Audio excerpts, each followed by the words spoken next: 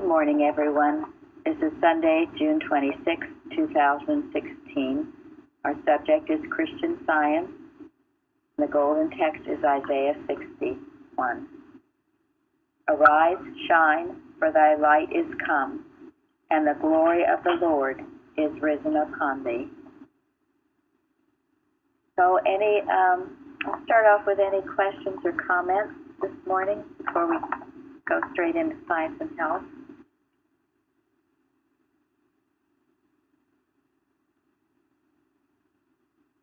All right. What you read at the end was very powerful, I must say. Oh, the Bible study. Yes, with Kratza yesterday, yeah. Right, that was Revelation interpreted. Yes, and it was on the questions, the pages, and it's a interpretation, a prophecy really, and we are living in those times now. So it's good to be aware of it and to know what's going on. And the battle is always within ourselves, having the right concept, the right view of God's creation. So I'd like to start this morning with citation 6 in Science and Health. Lil, do you have it? You want to read it? To mortal sense, science seems at first obscure, abstract, and dark, but a bright promise crowns its brow. When understood, it is truth, prism, and praise. When you look it fairly in the face, you can heal by its means, and it has for you a light above the sun, for God is the light thereof. Okay, what are people's comments on that?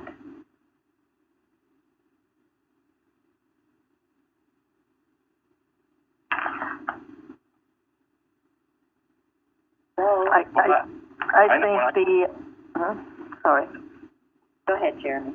I know when I first came here, I didn't understand a great deal of what was going on, and it was really just the love and support of everyone here that helped me to get through that. Thank you. Who was that, Pilar? Yes. Well, to me, I always found it, the first time I read Science and Health, I read it and I just did not understand, but thought, oh, this is a nice book. And then I went back again and have read it since a few times. And every time I read it, it just opens up to me a little bit of what it really means. And passages that I had read before that are not, that were not very clear at one time, it comes back. I also found that I cannot just sit and read it like if it were just a regular book. Really, after a while, it's like your mind kind of shuts down. It needs to be, like Mrs. Eddy said, digested. Yes, thank you. Anyone else with that? I feel that because it does something, let me speak for myself, it did something even though I didn't understand. And I guess that's but a bright promise crowns its brow, so that if a hungering heart is seeking something, relief, enlightenment, it does something. It did for me, and I'm sure it's done for many who had no clue what it was, understanding it. Thank you, yes. This is important for us to understand, too, as we've talked about. When Science and Health is being read at our service, you have to be knowing for others that they will be receiving the truth in it. Because, people will tell me that, it's hard to understand, the language is easy to understand. Well, as we spoke about at the Bible studies, Mrs. Eddy got this book from God. And if she got it from God, we have the understanding to receive it and accept it. And maybe at first it does seem obscure and abstract, maybe even dark. But as you keep at it, Something wonderful happened. Benjamin just came. What happened when you read Science and Health for the first time? Yeah, it was actually all my life. Growing up as a child in Methodist church, all I know was the Bible. I never actually knew there was another book that can be significant. So I started reading the literature, usually the magazine we used to call Healing Thoughts. So with a lot of references about science and health. And I said I wanted to read this book, so I ordered a copy that time, and it was sent to me. I was still in Africa at that time, so when it came, I started reading the book. I was shocked what I was reading. In the beginning, I was a little bit scared. How could this be true? I mean, because it was like everything I have believed as a child or as an adult has been like in front of me. It was like difficult to believe that it's actually true, that everything I believe is true. And I continued to read. I had actually suggestions coming to me to stop reading because it was so powerful. I mean, I've never got my hand on anything like that before. Even my roommate couldn't read it. So it was hard for him to believe, and he tried to discourage me. But I continued to read because it was hard to drop, and it was hard to read. I couldn't drop it. I couldn't stop. Every night that I came to work, it was the first night we get my hand on, and I would read and read and read until I fall asleep. The next morning, I would continue to read. I couldn't stop it. Because I feel that God was speaking to me. I felt so. But as I got to the middle, I read the book for a whole year non-stop. As I continue to read the book, I feel empowered, inspired, that I felt like it was God who directed the book to me, and I felt like I was making the right choice. Then didn't stop until I read to the last page of the book. Thank you. Thank you. That's a wonderful testimony about it. And I know others, and my mother had that effect. When she read it, she couldn't put it down. It was revolutionary. And sometimes even if you don't understand it all, it goes into your being. And eventually you do understand it. And it's always revealing itself to you. As you grow, you see more and more things in it. So it's not a book that you put down and say, oh, I've read it once, that's great. It's our textbook. We continue to read it. And really, we've been taught here to read every day, consecutively, through the Bible, through Science and Health, and also through prose work. So many Christian scientists don't know what's in the book. They don't know the textbook.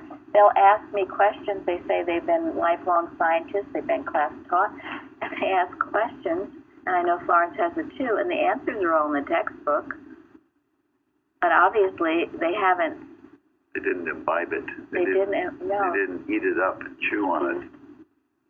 And I was convinced that there's no way anybody could have written such a book if not God directing that person. I didn't know much about Mrs. Sadie, but I was whoever this woman is. She was God inspired. So it was impossible to write such a book. And Benjamin read it in English, right? You read it. It wasn't your native language, but you read it in English. I understood every word. And you understood every word. So this is encouraging to know it reaches the far corners of earth, and people will receive it and get it and understand it and be liberated by it.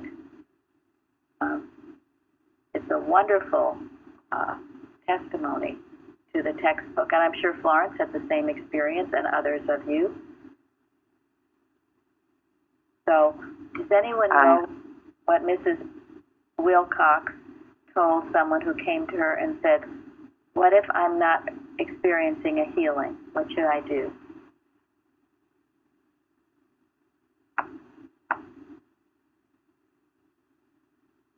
What was Mrs. Wilcox's answer?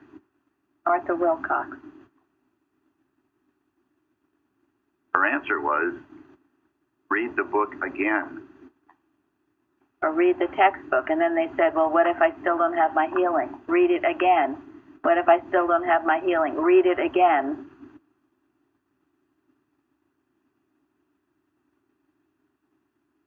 The book heals. Mrs. Eddy has said prose works is more instructional. The textbook is a healing. Healing. And that's why we have the fruitage, and that's why we read it every Sunday, how that textbook has healed someone. And think of how this needs to be proclaimed and broadcast. Because, boy, there's an onslaught of medical pills and everything. What do you say, Lillian, about that? It's trying to overtake us and put it in front of us all the time so that we start living it. That's right. On the computer, on the television, everywhere you go, on billboards, just pounding, pounding, pounding. And so can we pound any less with our truth? No. But it's in the train, in the buses, advertisement, it's everywhere. All these pop-up ads on the computer, I think they're so obnoxious. So Almost every commercial on TV is that way now. yeah, every commercial on TV. It used to be, I pound a toothpaste. Now it's some drug, and not even drugs that you get at a drugstore, but, prescription drugs. Names with you can't fancy names. Ask your physician. right? Yes. Yes, they always said, ask your physician for so-and-so and see if it's right for you. Right, and then it lists all the side effects. Like the physician knows. But you all have the mute button, don't you? You can mute it. Yeah, well, we do, and that absolutely mute or fast forward if possible. But but it needs to be handled vigorously because it is so aggressive. This is a case of aggressive animal magnetism.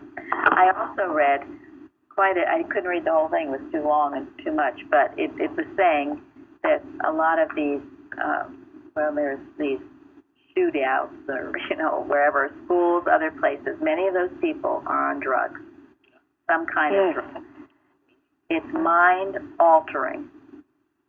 Well, there's behind it is money. Behind it is money, yes. Like I know someone whose grandson was a superb student in college, and I was very surprised he was going to go into bio something or another in graduate school, and she explained, she said, well, a lot of money there. Wow. And I, gee, what a terrible, road to follow. When you have an excellent mind, but pursuit of money is the reason for choosing it. Absolutely. Yes. The starting salary for It's hard to develop drugs. Well, Go ahead, Mike. the starting salary for a pharmacist is well over $100,000. And what do? They just count pills. Yeah, no, it's a very, very popular occupation. Gary? Well, I was going to say, investors put their money where their heart is. And if they have made a god out of medicine, so they will invest their money. I was reading, Gary had a book of, of people who graduated in his class at college, and I was almost shocked at how many that were in the medical field, in one way or the other. Oh, it's a big business. It's a very big It as soon as you walk into any emergency room, it's costing you money. The bill starts rolling, and comes to the point that it really ruins people. When you get what they call the catastrophic disease, it doesn't matter how much money you have. It's all going to go to the hospital treatments and so on and so forth, which is pretty sad. Yes. So this is why we are so aggressive with our truth, or we should be, certainly mentally. We have to be. What does the word prism mean? When understood, when Christian Science is understood, science and health is understood, it is truth, prism, and praise.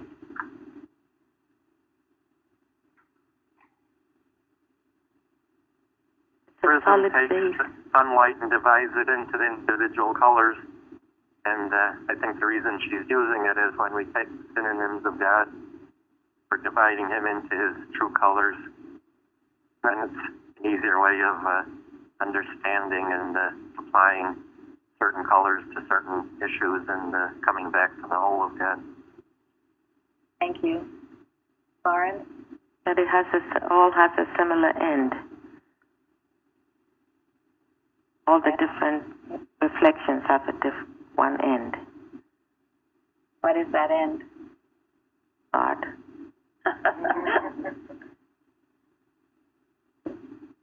Yeah, the prism breaks light down into its native elements, basic colors.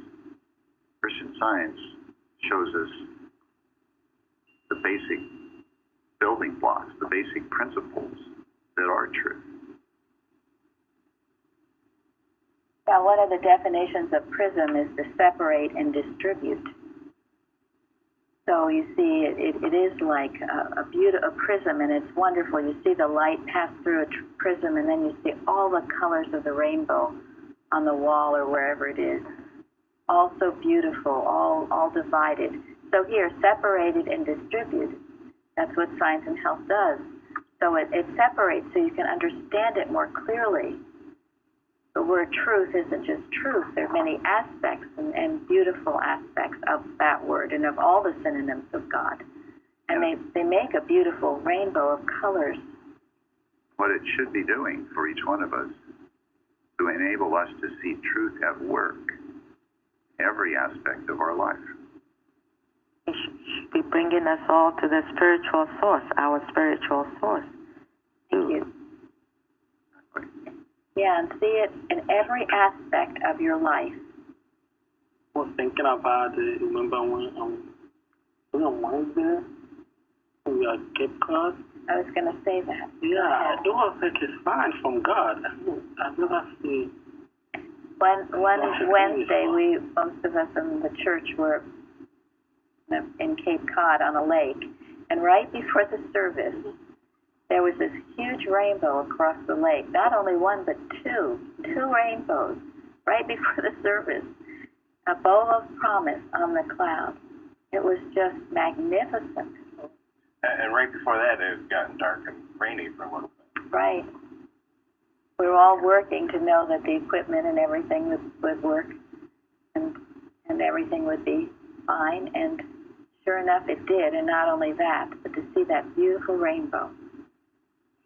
God. So, prism and praise. Okay, how is it praise?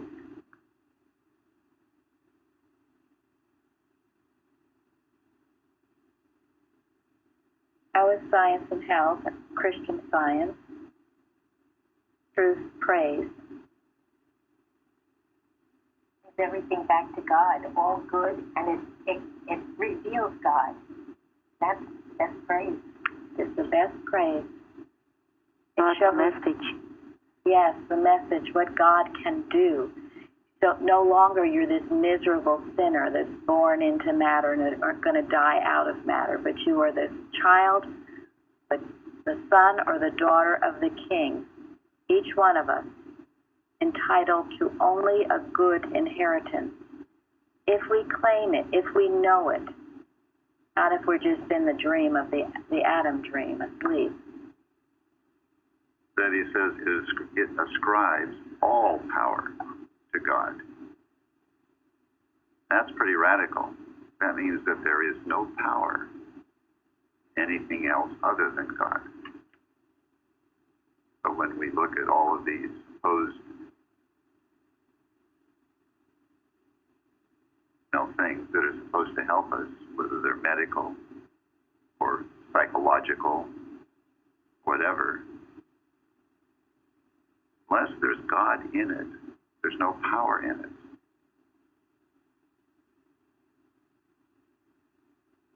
Why a drugging society, a powerless society. You know, you can see it in people's faces. They get a look of a zombie look to them. And you don't necessarily have to drug yourself to get that way. You can just be asleep in the materialism of the world. You get a drugged look. There was a woman I knew. The first time I met her was, she was one of my clients. The first time I met her was, I think, about 6 months ago. She was a very strong woman. She can walk. She can do everything that she wanted to do, except she was having one problem that brought her into the program. But after a while, she disappeared. I didn't see her again because she was moved to a different department. But I saw her about 2 weeks ago. Couldn't believe. Then I asked what happened to her. And nobody could explain to me, but I figured out later what they did to her. They had drugged her down. She cannot even walk. She's now wheelchair bound. And I was sad, I almost cried because I knew this woman very well. I knew her really very well because I worked with her for months before she was transferred. And I was sad. Why would they do that to her? Because that was, to me, that was it's not just sin. It's an evil because they knew that she was vulnerable and they can make money off her. So that's what it's all about. It's all about looking for the most vulnerable and making money out of them. They don't care what happened to that person. That's what this is all about. It's evil. The greatest degree you can think about it. Yes. That's mortal mind. Yeah. That is what Mrs. Hetty calls mortal mind. It's very important. It's very important not to be. It's almost like a mesmerism that once you start going that medical route, it's almost that tells you they mesmerize you. It's almost like you're a little bird staring at the snake that's going to devour you, but yet you cannot move. I sit in round sometimes, and I'm angry, and I want to shout because the people around it are really very much into the medical, and yes, they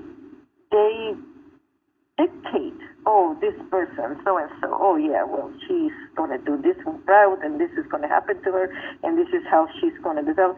And I'm thinking there, my God, who gave them the right to dictate that's what's going to happen?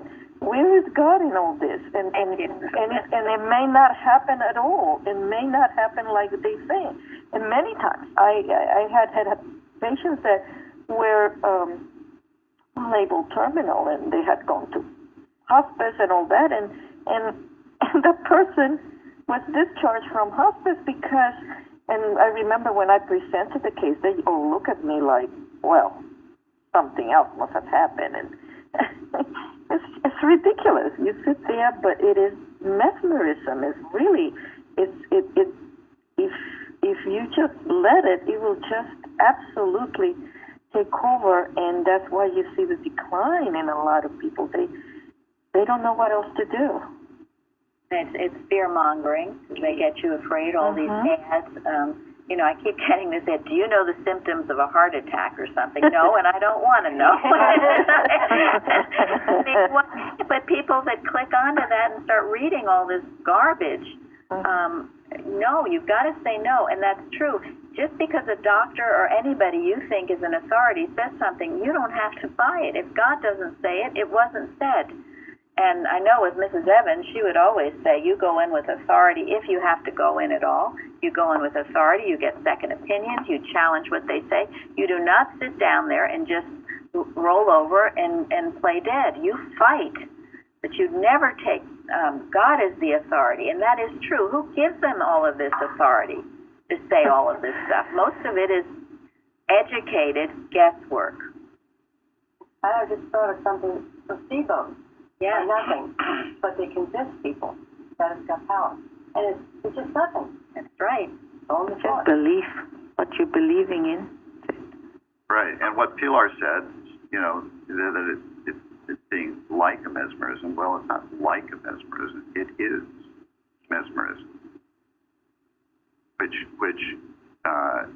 goes back to the importance of keeping guard over your thoughts so as not to be mesmerized.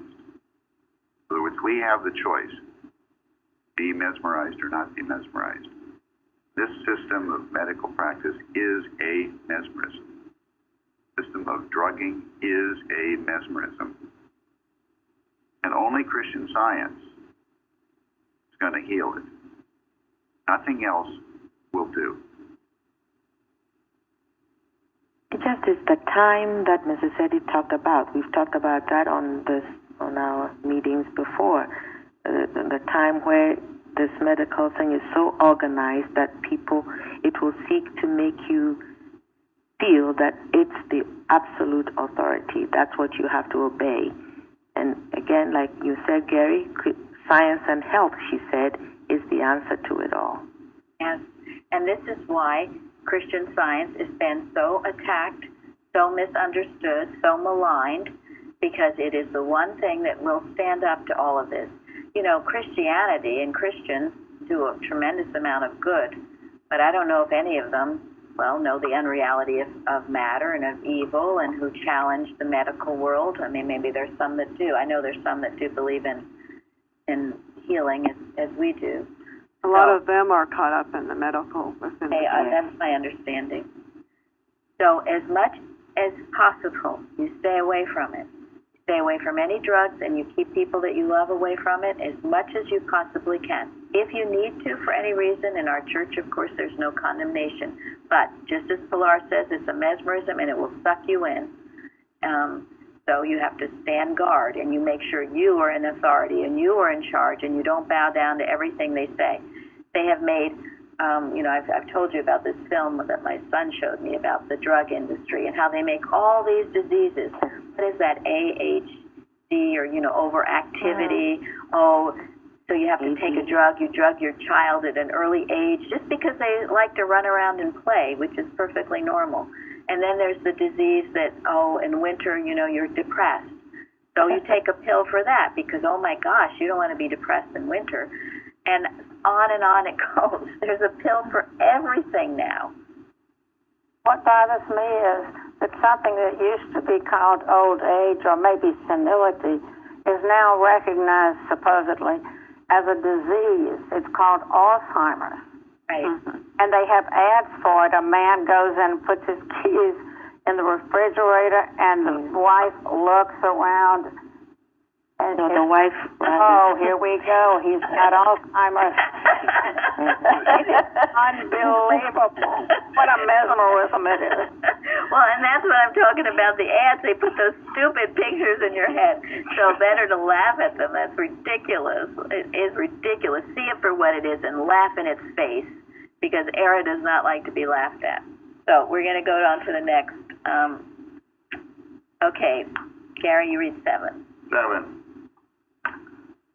Only by the illumination of the spiritual sense can the light of understanding be thrown upon this science, because science reverses the evidence before the material senses and furnishes the eternal interpretation of God and man.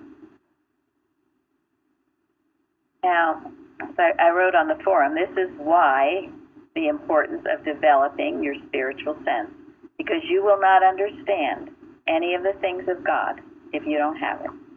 So what is it?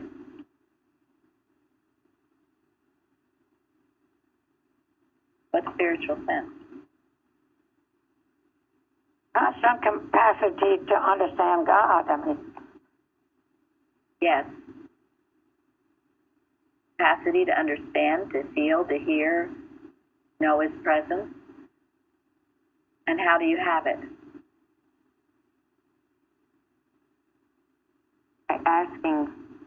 Always asking God, what do you say? What do you think? What should I know? It's a continuous asking. That's for me. Thank you. That's scary. sometimes you have to reverse mortal mind when mortal mind do the next thing. You just have to radically reverse that. Like standing quarter at the door of thought. They used to say in the old days, "Get thee behind me." Right? That's Jesus, and we still say it. You always have Get to thee do behind me, that. get thee behind me. You have to get mad sometimes. Yes, you do. Just because, as we talked about, it's aggressive. And if you're passive and say, "Oh, go away, I don't like you. See you tomorrow."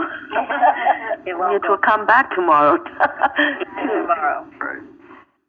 You have to quiet your thoughts, be still, and then you hear God and obey Him. And I like what Flanagan said. You have to, it's not what you do today or do in the morning and go to sleep in the afternoon. You have to continue to do it. Everyone is just sneaky, and if you give him, you can walk like all day and just backslide for like 5 minutes, and he can sneak in that 5 minutes and ruin everything you've been working on the whole day. It has to be continuous watch, like you said. Yeah, I think with practice, it makes perfect. It's like an instrument or anything. The more you do it, the less it comes bugging you. Then you begin to open up. very true. You can relax. Feel good. I think that's the praying without ceasing, which is actually right thinking throughout the day, Right. being single-minded. Right, because right thinking is thoughts coming from God, and you're listening to them. Yeah, I mean, spiritual sense, is it something you have to acquire, or where does it come from? I think it's like a muscle. You have to exercise. Yeah. You cultivate it. Something. Let it in. Because I'm mostly standing in my own way. If I get out of my own way. I find the phrase "let go and let God." It's come to mean quite a bit to me as a way of reminding myself. It's something we're all born with, isn't it? Yes. I mean, it is the natural sense, the God-given sense. But somehow we get educated not to pay attention to it. And that's why Jesus has said you must come as a little child or you won't enter into the kingdom of heaven. Because a pure little child who hasn't been polluted is naturally godly and they're innocent, they're pure, they hear God's voice, they're loving, and so must we be that way. And they trust their human parents just as we must trust our heavenly Father. Not cynical. They're not cynical. If they're upset, they get over it quickly. They don't hold grudges. They're not hateful. This is not part of their being. They do have an innate sense of right and wrong, and they rebel against something that's wrong. They do. And that doesn't mean they're unruly. It means that there's something wrong that they're rebelling against. That's why I find with children and people who ask for help with children, if they're rebelling against something, you take a good look at what it is, because usually they're right. They're usually right. There's something there that's not good. And even all of those who have rebelled against the bogus Christian Science, they had every right to rebel against it. It's weird. Thank God they do. Mm-hmm. Their innate sense would rebel. So. And as adults, we need to be aware that the world is trying to, appeal to our material senses. We need to cultivate our spiritual sense. Sometimes we have to work at it pretty hard. It uses the word illumination here. So I think that means light. It does. So you have to cast light through the dark. Yes. And the only way you can catch it is your spiritual sense. Your eyes won't see it, your ears won't hear it, you can't touch it. You can't see God. Because one of our young Sunday school students used to say, you can't see God, but you sure can't feel Him. Yeah, you have to spiritualize your senses and see as God sees. You know, you see, hear, and feel because of God. And that pulls you out of this material sense of things. But yes, and this whole lesson is a beautiful lesson on light, which Elizabeth wrote. We're very grateful. Okay, the next, Carol, you read 8. Christian Science is not an exception to the general rule that there is no excellence without labor in a direct line. One cannot scatter his fire and at the same time hit the mark. To pursue other vocations and advance rapidly in the demonstration of this science is not possible. Okay, comments on that? Single-mindedness. Yes. It can be all over the place in psychology, New Age, whatever whatever else is going on around now, and hit the mark. Yes. You can't. Who was that? One of the. This Eddie's article, Fidelity, addresses that so beautifully. Thank you. That is. Oh, Fidelity is a wonderful article. You should all know. Thank you. Is that Elizabeth? Yeah. Elizabeth? I just said you can't dabble in it. I mean, Thank you. Yes. You can't dabble. Dabblers get shot down. If you want to dabble, just go somewhere else. It's dangerous to dabble in Christian Science. You can't just pick at it and say, oh, a little bit here, a little bit there, baby. You know, I'm having a problem today, so I'll use it, but the rest of the time I could care less. It's dangerous to do that. This is a power. You don't dabble. I've seen dabblers. I tried to dabbler. You get shot full of holes. No, people try. They want to take it on their terms. This isn't something you take on your terms. You go ahead and try it, but you won't get the results you want. There is no excellence without labor. So now I want to skip now to citation 10. Jeremy, you read it. A Christian Scientist occupies the place at this period of which Jesus spoke to his disciples when he said, "Ye are the salt of the earth. Ye are the light of the world. A city that is set on an hill cannot be hid. Let us watch, work, and pray that this salt lose not its saltness, and that this light be not hid, but radiate and glow into noontide glory." Okay, and then I'm going to have Gary read in the Bible. Starting with verse 27, it's Luke 14, which is the prelude to this saltiness. And this is Jesus speaking. And whosoever doth not hear his cross and come after me, and whosoever doth not bear his cross and come after me cannot be my disciple. For which of you, intending to build a tower, sitteth not down first and counteth the cost, whether he have sufficient to finish it? Lest haply after he hath laid the foundation, and is not able to finish it, all that behold it begin to mock him, saying, This man began to build, and he was not able to finish.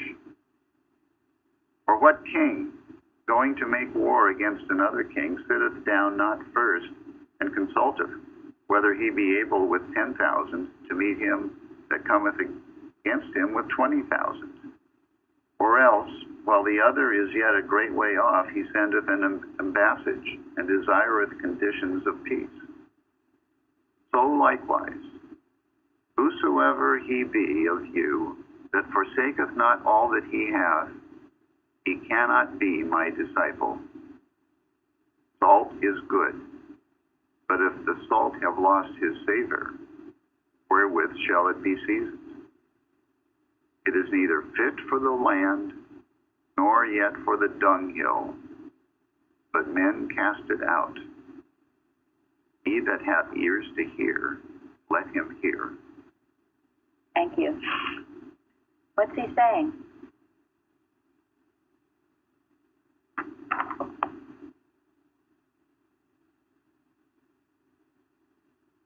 be aware of what it's going to take to finish. Thank you. This addresses the dabbling. So thinking, you cannot go back to what we were talking about before about drugs and diseases.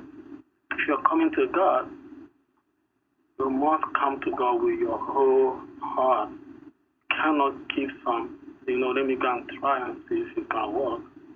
Well, in the back of your head, you already made a doctor's appointment to see the doctor on Monday. Thank you. Just not gonna work. You have to give up everything for God, not just half of me. It has to be all of me. That's it. They that come to God must come with the whole heart. They have to believe. They have to have that faith. You come with all these reservations, and it holds you. You hold back your own progress with that. So, what is salt?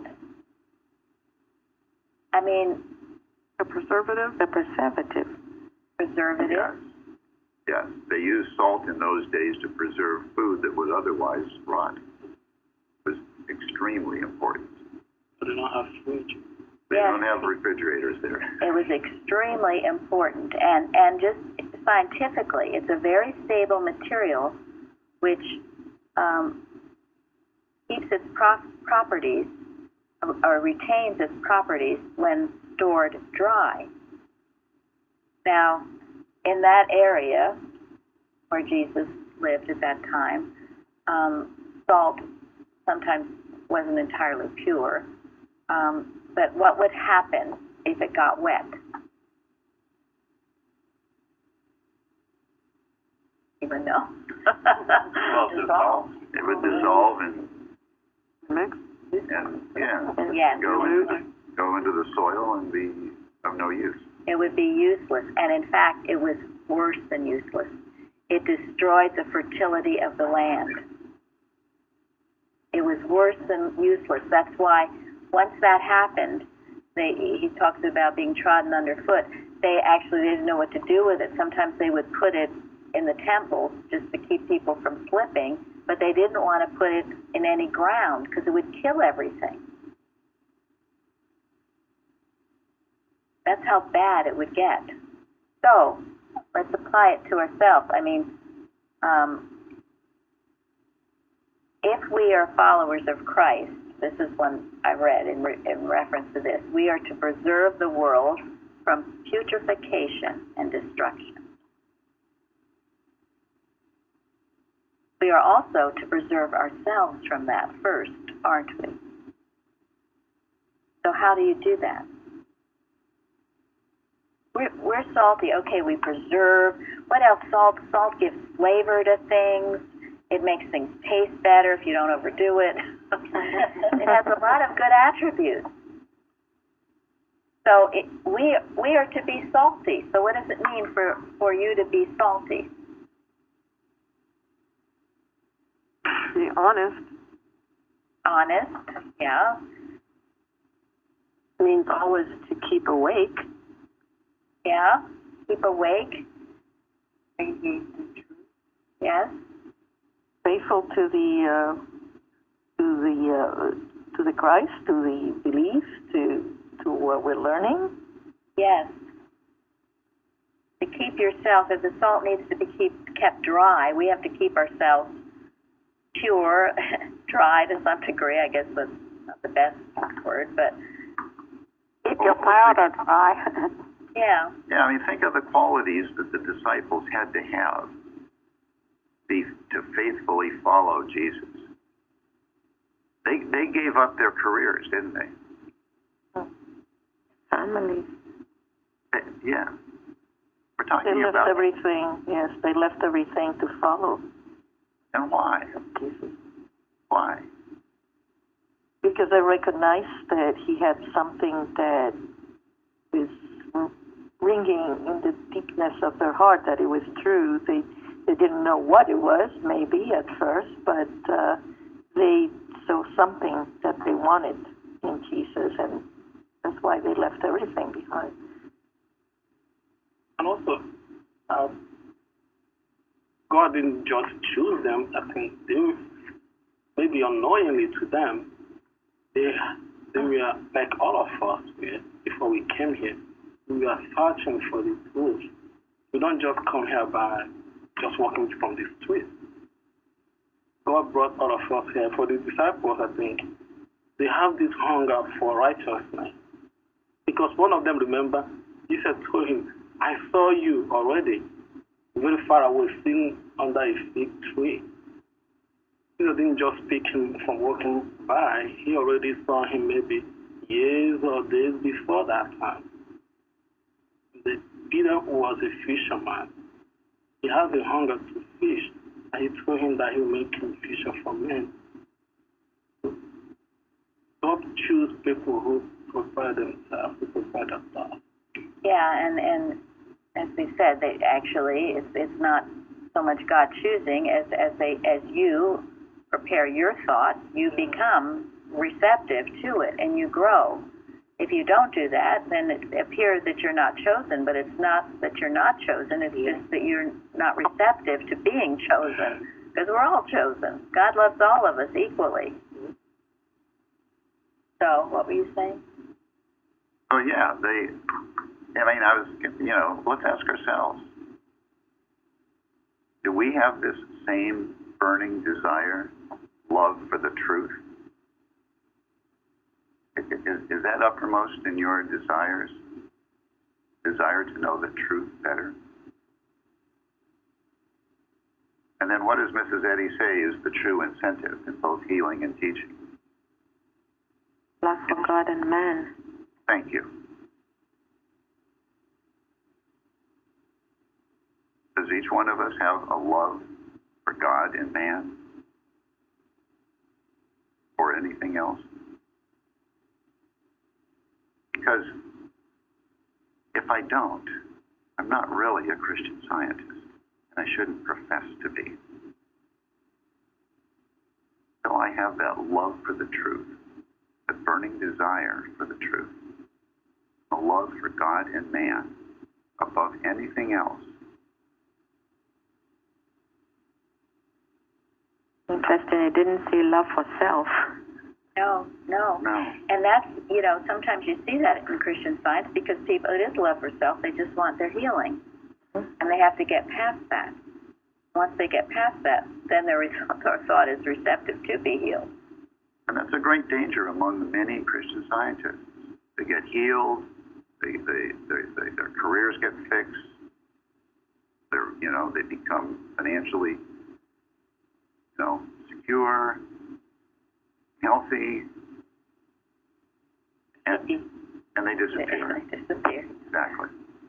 And there are some people for whom the world seems to satisfy, through their lives, it seems to satisfy, but for others of us, there's just a need to have something more.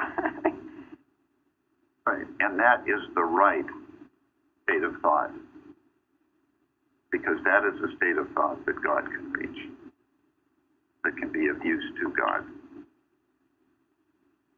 When you have a love for mankind, love for God and man, once you start on the road of understanding the science, be of great use to God.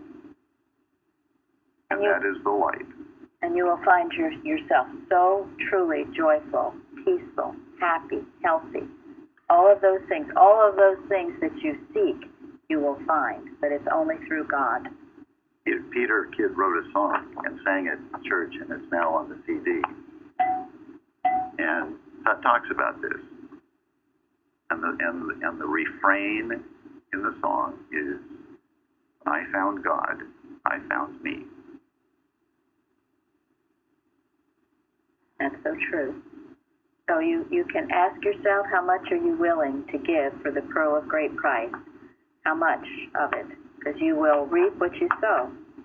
And we're not asking anyone here to, give up their jobs and all of that, but we're asking that you seriously and not to lose your salt, your saltiness, your love and desire for God. Because in doing that, you will bless all mankind.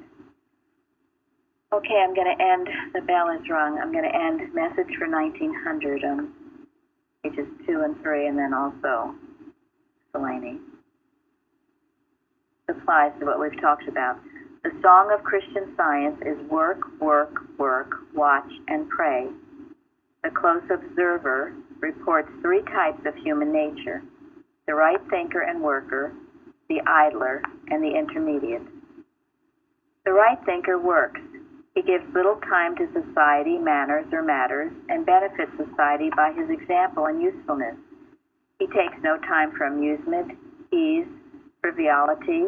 He earns his money and gives it wisely to the world. The wicked idler earns little and is stingy. He has plenty of means, but he uses them evilly. Ask how he gets his money, and his satanic majesty is supposed to answer smilingly: by cheating, lying, and crime.